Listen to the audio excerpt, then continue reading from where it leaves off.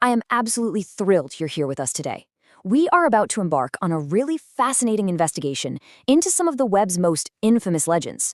We're going to peel back the layers of the internet's darkest corners to see what's actually hiding out there. And trust me on this one, the truth is very often way more interesting than the fiction. So let me ask you something. Have you ever actually fallen for an internet ghost story? Come on, be honest. We have all been there. We've all scrolled past some creepy image or a bizarre forum post late at night that just made the hairs on the back of our neck stand up.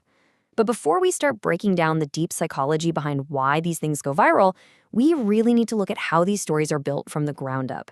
Like, how exactly do a few grainy pixels and a creepy caption manage to capture the collective imagination of millions of people? Okay, let's dive into Section 1. Viral illusions and hoaxes. These are the mysteries that were engineered specifically to fool us. They play right on our natural instincts and our deepest fears. Take 2006, for example. A website launched with one incredibly chilling prompt. Ever dream this man? The site claimed that a psychiatrist had noticed multiple patients, who are all complete strangers to one another, describing the exact same man in their dreams. This led to a composite sketch of this ordinary, yet just deeply unsettling face. You know the one. Thick eyebrows, a receding hairline, and an expression that just felt completely wrong. Almost immediately, reports started flooding in from all around the globe. People absolutely swore this figure had appeared in their sleep as a guide, a warning, or sometimes even a terrifying threat. Naturally, the theories exploded online. Was this proof of shared archetypes in the human unconscious? Was it some sort of supernatural entity tapping into our brains? Well, here is the ultimate bait and switch. When internet sleuths finally tracked down the domain registration, they found it belonged to a marketing firm. The entire phenomenon was just a fabricated experiment by a marketing guy named Andrea Nutella. Yes, his real name was Nutella. And honestly, this just brilliantly illustrates how easily ideas, and especially fear, can be manufactured and spread online like wildfire. Fast forward just 1 year to 2007. A video pops up titled simply 11BX1371. And man, it was unnerving. It featured this dark, incredibly grainy footage of a masked man performing these totally inexplicable, jerky movements. The audio was just a constant grating static mixed with weird mechanical noises. And of course, the internet sleuths went right to work, pausing it frame by frame. And what did they find? They found hidden Morse code, brief flashes of weird text, and bizarre symbols buried in the visuals. The total lack of context made it absolutely terrifying for people.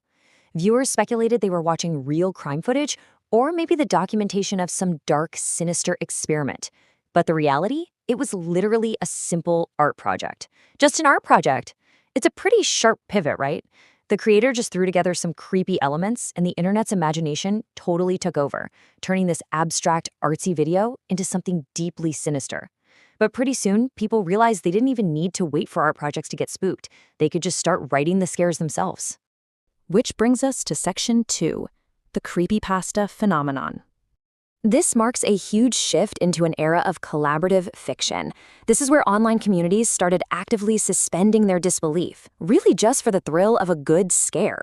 If you aren't familiar with the term, let's define it. A creepypasta is essentially an internet-specific urban legend. These are scary stories and characters that evolve collectively. An author doesn't just sit down and write a book. Instead, a whole community on forums like Newgrounds or DeviantArt shares, edits, and expands the lore over time. It's basically collaborative horror. And honestly, perhaps no character embodies this better than Jeff the Killer. Go to sleep. That was his infamous whispered catchphrase. The lore stated that Jeff was just a normal kid who got pushed to the absolute brink by bullies. At a birthday party, he was doused in alcohol and set on fire. Waking up in the hospital with pale, leathery skin, he completely lost his sanity. He carved a permanent smile into his own cheeks, burned off his eyelids, took the lives of his parents, and then crept into his brother's room to deliver that chilling final line. But the contrast between the myth and the actual origin of that image is staggering. The picture of Jeff felt so incredibly wrong and raw that people started rumors it was an actual photograph from a real crime scene. But what's really interesting about this is that, in reality, it was just an image that got heavily edited, recolored, and completely distorted by forum users until it crossed perfectly into the uncanny valley. It was never real, but that massive collaborative effort made the fiction feel entirely authentic to anyone stumbling across it. Around that exact same time, in 2010, a user who went by Jedisable posted this crazy story about buying a used, haunted cartridge of the video game The Legend of Zelda Majora's Mask. According to the post, the game already had a save file named Ben on it, and when he played it, the game characters started behaving really oddly. The iconic music distorted, familiar areas of the map felt abandoned, and the game would completely crash only to return with these deeply personal targeted messages for the player. Now, the myth here was that the cartridge contained the literal ghost of a drowned child named Ben, and people bought into this completely. Why?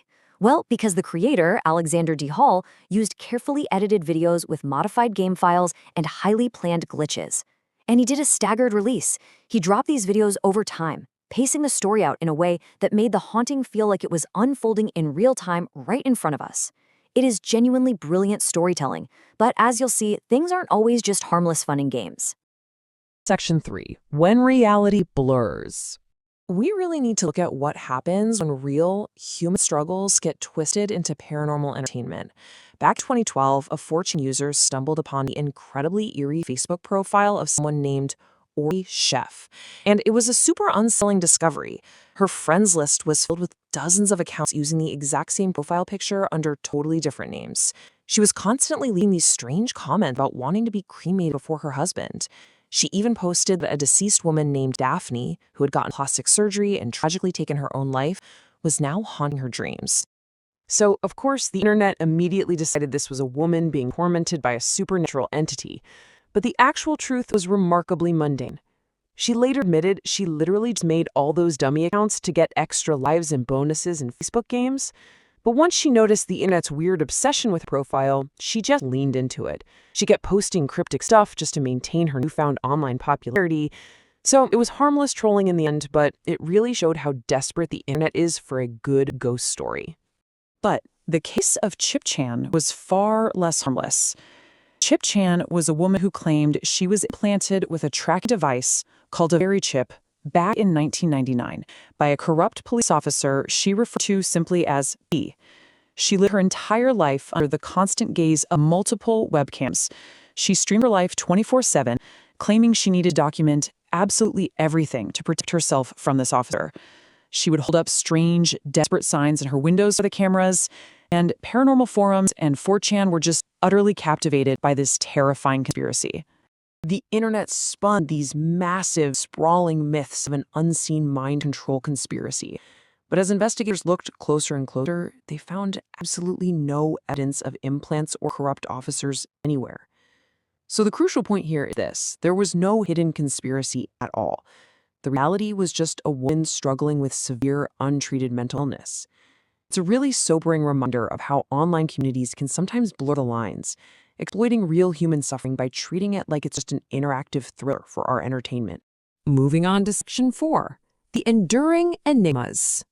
Because while most internet mysteries eventually do get solved, debunked, or explained away, there's one major puzzle that never has been. In January of 2012, this simple, almost completely plain message appeared on 4chan. It just stated that an unknown group was looking for highly intelligent individuals and that the image itself contained the first test. It was signed simply Cicada 3301. At first, almost everyone totally dismissed it as a joke. They thought it was just another alternate reality game meant to waste people's time. The people who didn't dismiss it found something incredible. Let's see how this builds. Step 1.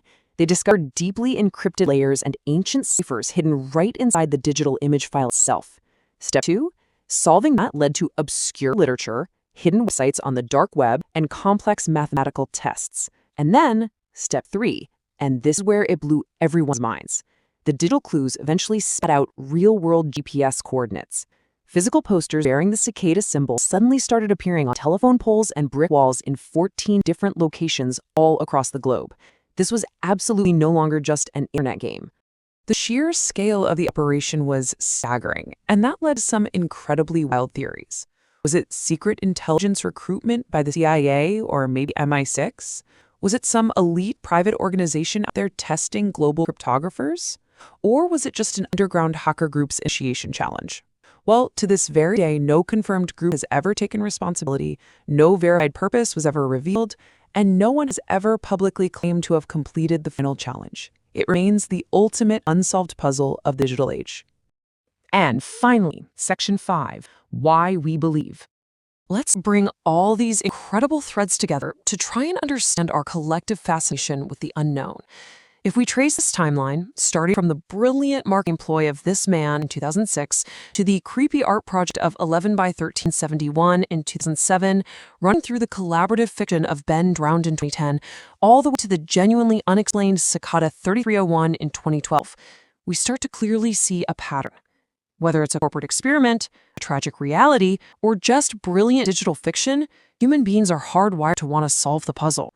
We crave the mystery just as much, if not more, than crave the actual answer. And I think that leaves us with one final, really provocative thought to ponder today.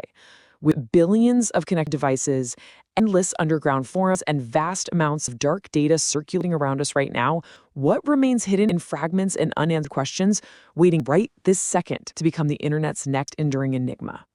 Keep your eyes open, stay curious, and I'll catch you on the next Explainora.